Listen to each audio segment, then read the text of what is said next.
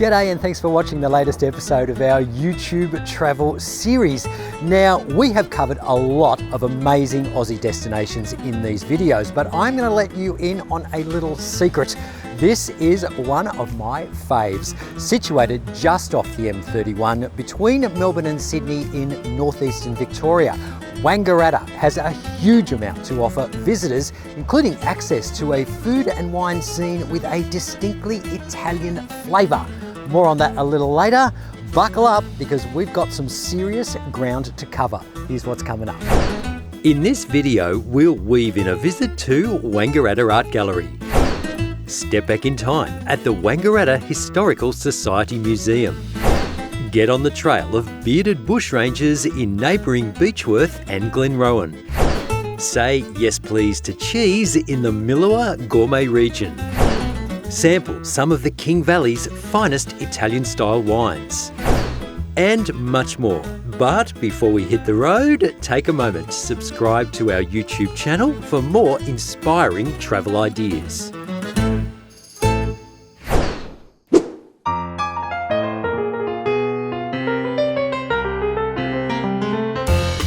Wangaratta's streetscape is packed with period gems from yesteryear. So go for a stroll along Murphy Street and see what architectural treasures you can turn up. Over on Ovens Street, the former Presbyterian church, circa 1899, now houses the excellent Wangaratta Art Gallery.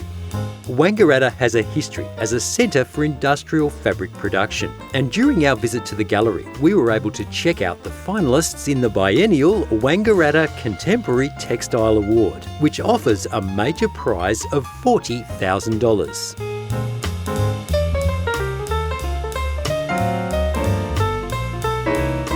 Head to the gallery's website to find out what's on during your visit.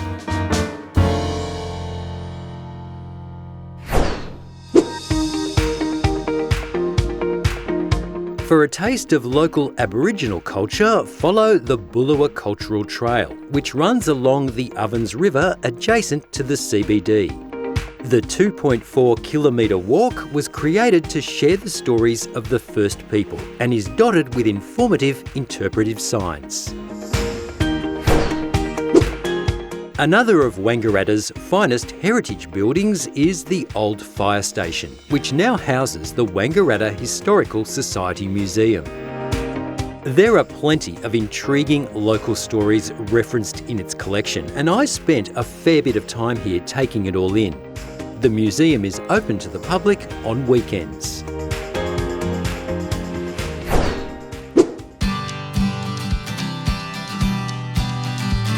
History buffs should also hightail it over to the heritage township of Beechworth, roughly 50 kilometres east of Wangaratta. Built on the back of the gold rush, there's a particular building I'm keen to see here, but it's not the old telegraph station, or the bank, or even the former gold office. Beechworth Bakery is best known for its bee stings, but I'm an aficionado on country bakery sausage rolls, and this one doesn't disappoint.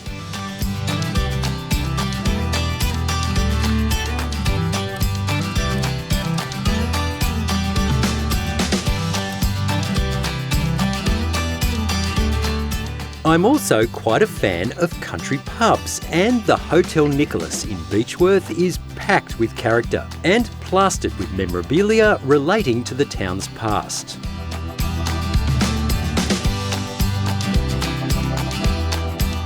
I had the opportunity to have a yarn with publican Lorraine about the infamous bushranger Ned Kelly, who roamed this part of Australia in the late 1800s. To many, it's a story of oppression and racial discrimination, as much as that of a notorious criminal.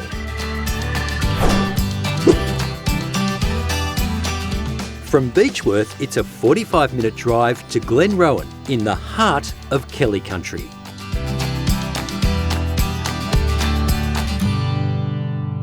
Now, as we heard from Lorraine in Beechworth, the story of the Kelly gang is actually quite a complex one, probably more so than I realised. But today we get to bring all the threads together here in the town of Glenrowan. Of course, the Kellys' last stand took place at the Glenrowan Inn on the 28th of June 1880, and the fabulous new Ned Kelly Discovery Hub is an absolute must-see.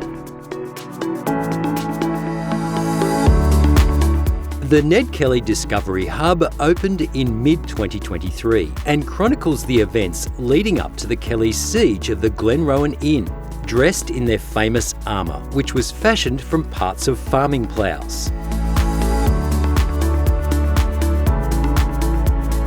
Kelly was injured in the clash with authorities, but survived and was taken to Melbourne to stand trial for murder.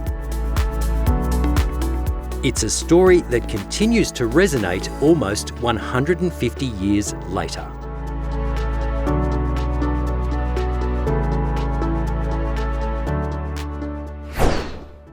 So there you go, some amazing Aussie history to delve into during your visit to Wangaratta.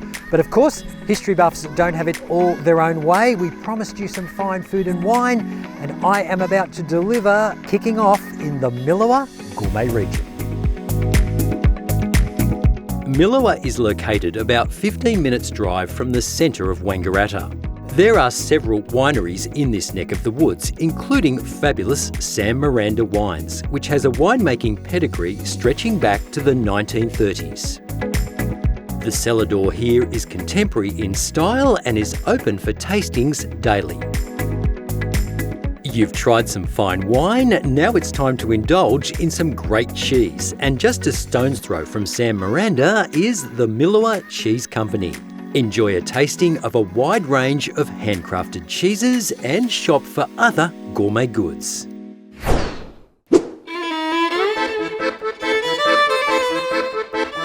Italian tobacco farmers established themselves along the King River south of Wangaratta after World War II. The farms were later converted to vineyards, and today the King Valley is renowned for producing Mediterranean-style wines. Make your first stop Chrismont Wines, which boasts a super stylish cellar door. Pizzini Wines is a name you'll no doubt be familiar with, and a visit to this King Valley winery is also not to be missed. Here, it's all about the production of Italian varietal wines, including Sangiovese, Nebbiolo, Verduzzo and Prosecco. And if your visit to the King Valley leaves you craving some traditional Italian tucker, Rinaldos Casa Cucina in Wangaratta delivers flavoursome home-style dishes and house-made gelato.